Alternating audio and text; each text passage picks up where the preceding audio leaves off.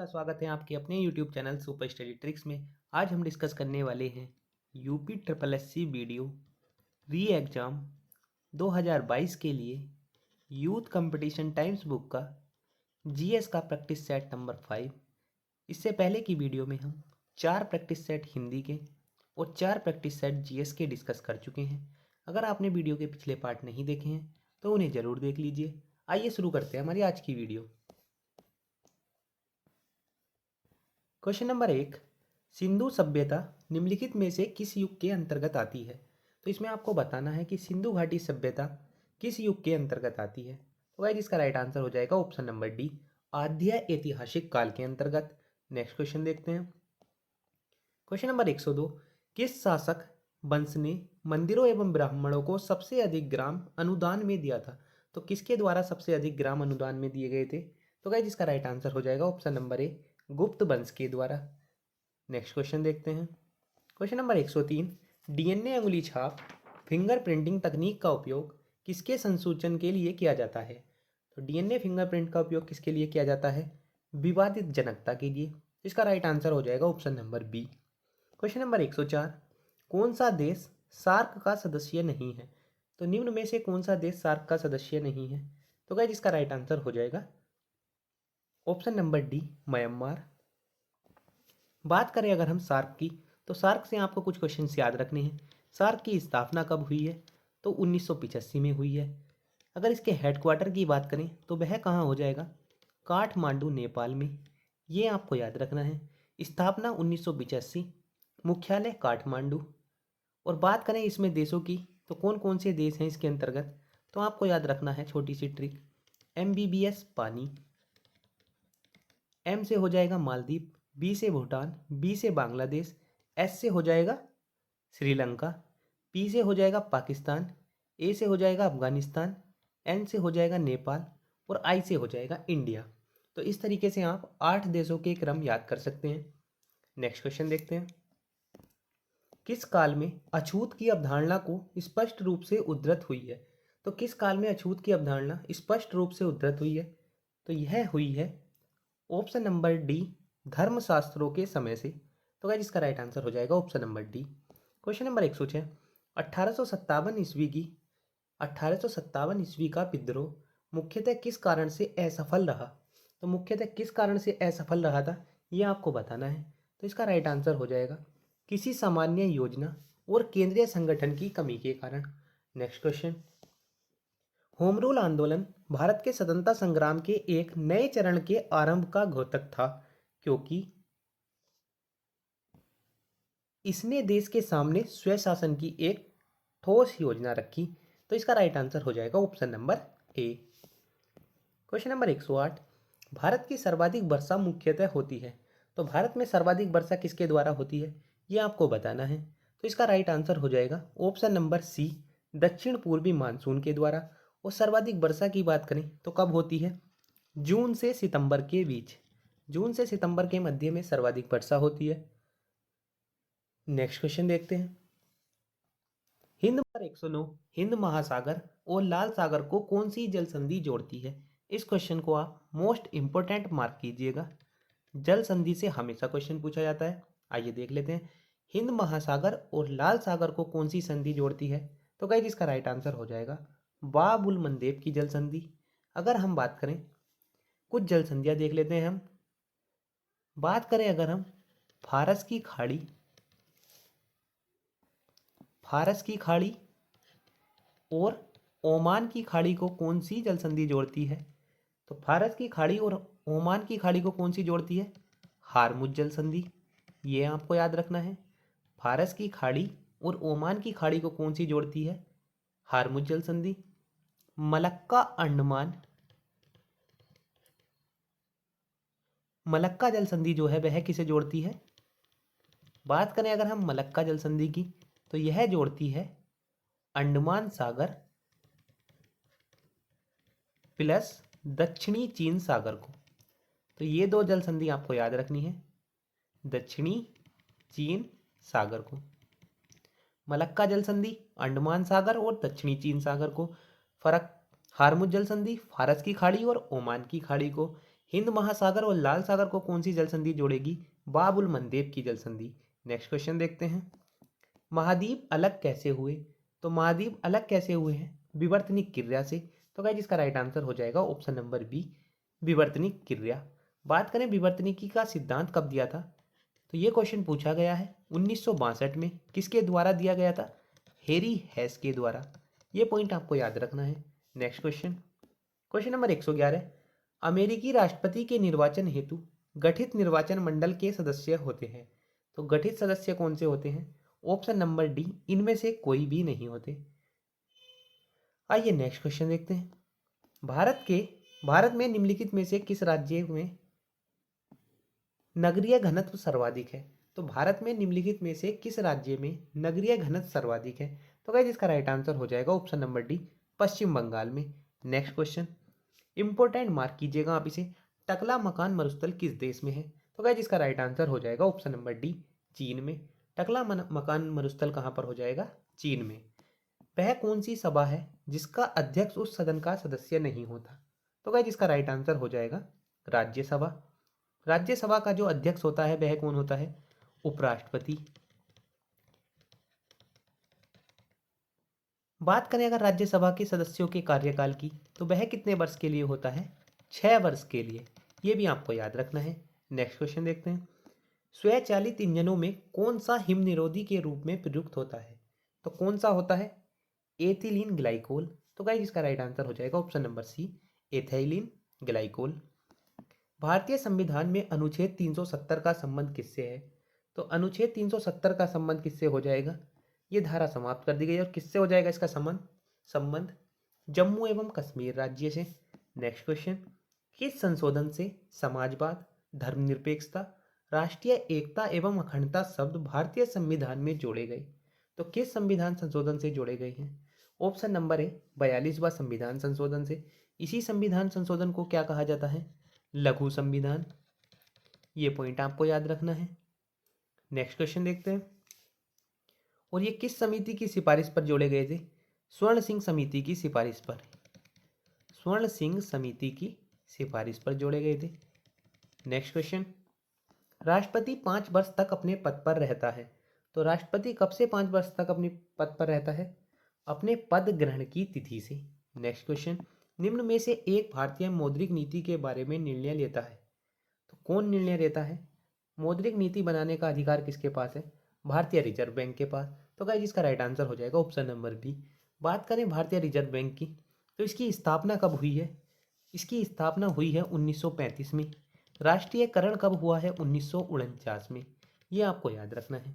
Next question, Jawahar रोजगार योजना का मुख्य बल निम्नांकित पर है।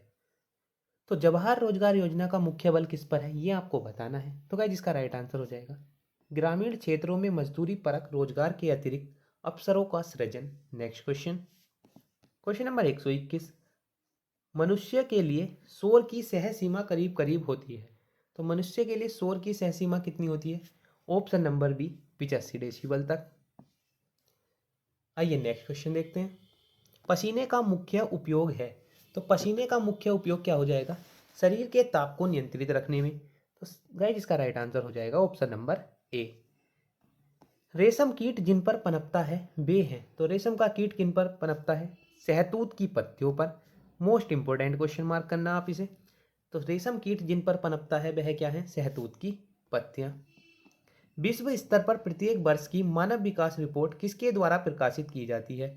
तो विश्व स्तर पर मानव विकास की रिपोर्ट किसके द्वारा जारी की जाती है? यूएनडीपी के द्वारा। इस वर्ष अगर बात करें हम ह्यूमन डेवलपमेंट इंडेक्स एचडीआई में भारत की रैंक कितनी है? तो वह हो जाएगी 132।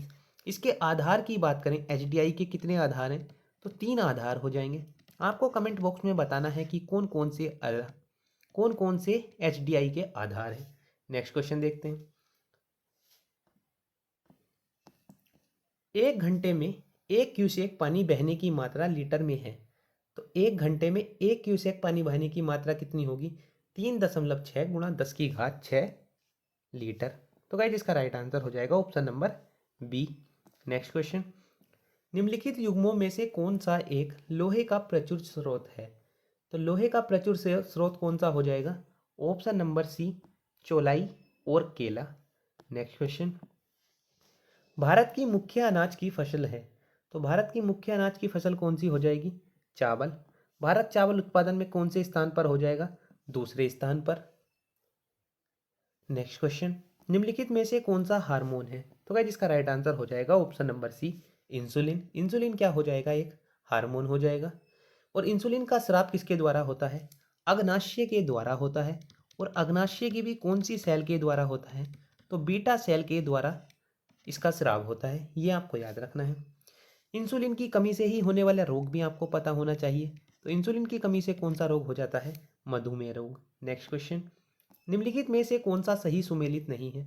एक तरफ उत्तर प्रदेश के लोकगीत दिए गए हैं और एक तरफ क्षेत्र दिया गया है। आइए तो देख लेते हैं। बात करें तो गाइस इसका राइट आंसर हो जाएगा option number C, Kajri. Kajri Rohilkhand से संबंध नहीं है। कजरी का संबंध कहाँ से हो जाएगा? मिर्जापुर से। कजरी का संबंध कहाँ से हो जाएगा? मिर्जापुर से। आला का हो जाएगा बुंदेलखंड से। बिरहा का हो जाएगा पूर्वी उत्तर प्रदेश से। चैता का हो जाएगा अवध एवं भोजपुरी से।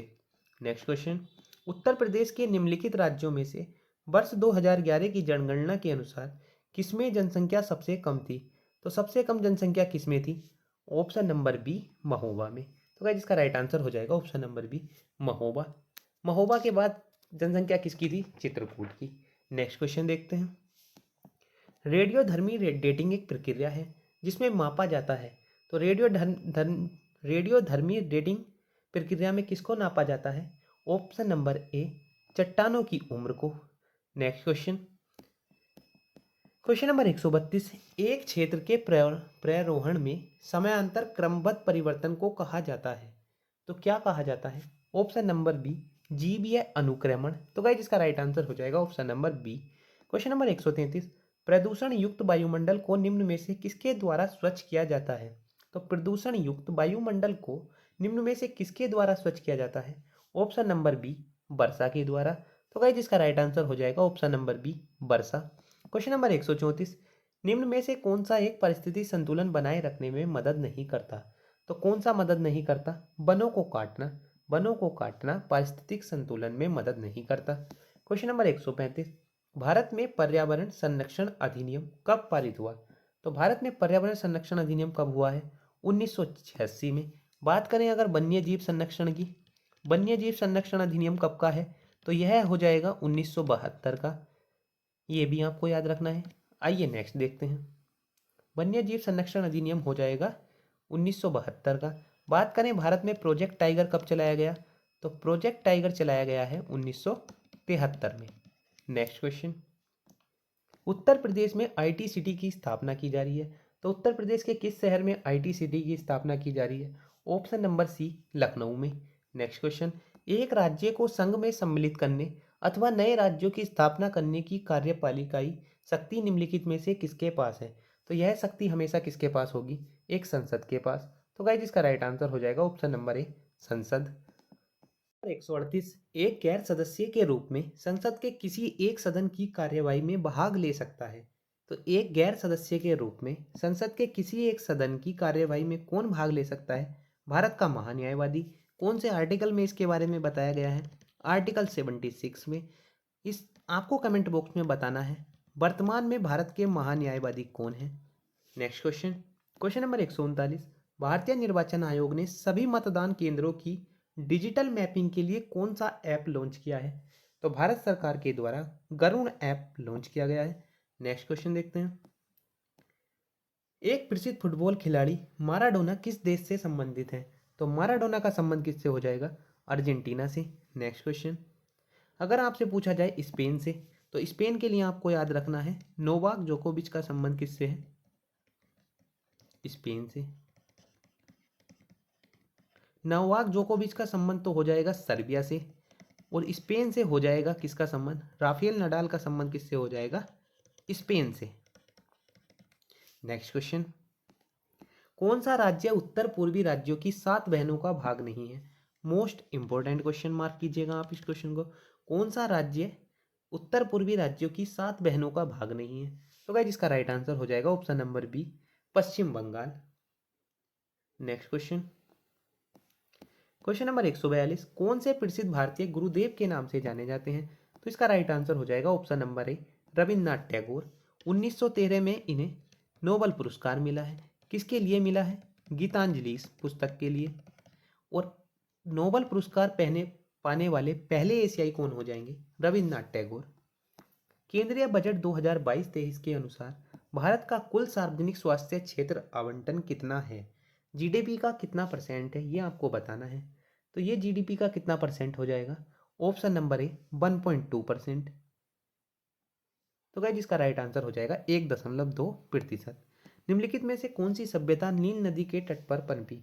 तो नील नदी के तट पर कौन सी सभ्यता पनपी है? मिस्र की सभ्यता। नेक्स्ट क्वेश्चन, डुरंड ट्रॉफी का संबंध किस खेल से है? तो डुरंड ट्रॉफी का संबंध किससे हो जाएगा? फुटबॉल से। तो गाइस इसका राइट आंसर हो जाएगा option number D, football. Next question देखते हैं, भारत छोड़ो किसकी प्रतिक्रिया में प्रारंभ किया गया? तो भारत छोड़ो किसकी प्रतिक्रिया में प्रारंभ किया गया था? क्रिप्स मिशन की। और यह कब हुआ था? क्रिप्स मिशन की बात करें तो यह कब का है? 1942 का। नेक्स्ट क्वेश्चन, गांधी इरविन समझौता के बारे में निम्नलिखित में से कौन सा कथन सही नहीं है? तो गांधी ने वायसराय के साथ साक्षात्कार मांगते हुए एक पत्र लिखा, बिल्कुल सही। सविनय अवज्ञा आंदोलन को समाप्त किया जाना था, बिल्कुल सही। कारावास में बंद स्वतंत्रता सेनानियों को छोड़ा जाना था, बिल्कुल सही। समस्त अधिहत जमीनें मूल स्वामियों को वापस लौटाई जानी थी, तो ये गलत हो जाएगा। तो गाइस इसका राइट आंसर हो जाएगा ऑप्शन नंबर डी। निम्नलिखित में से किस देश ने national intelligence estimate on climate report जारी किया है? तो किसके द्वारा जारी की गई है national intelligence estimate on climate report? तो गाइस इसका राइट आंसर हो जाएगा ऑप्शन नंबर सी, अमेरिका के द्वारा। Next question, federation international D football association ranking 2021 में भारत का कौन सा स्थान है? Federation international D football association ranking 2021 में भारत का कौन सा स्थान है? तो गाइस इसका राइट आंसर हो जाएगा ऑप्शन नंबर बी, 106वां स्थान। Next question, German sports wear brand Adidas ने किस भारतीय अभिनेत्री को ग्लोबल ब्रांड एम्बेसडर बनाया है? तो किस अभिनेत्री को बनाया है? दीपिका पादुकोण को। तो गाइस इसका राइट आंसर हो जाएगा option number D, Deepika Padukone. तो गाइस आज की वीडियो में हमने 50 जीएस के क्वेश्चन डिस्कस कर लिए हैं। तो कैसी लगी आपकी वीडियो, हमें कमेंट बॉक्स में ज़रूर बताइएगा। और वीडियो अच्छी लगी हो तो वीडियो को लाइक और चैनल को सब्सक्राइब करना मत भूलना। इससे अगले पार्ट में हम हिंदी और जीएस दोनों के क्वेश्चन डिस्कस करेंगे। Thank you friends.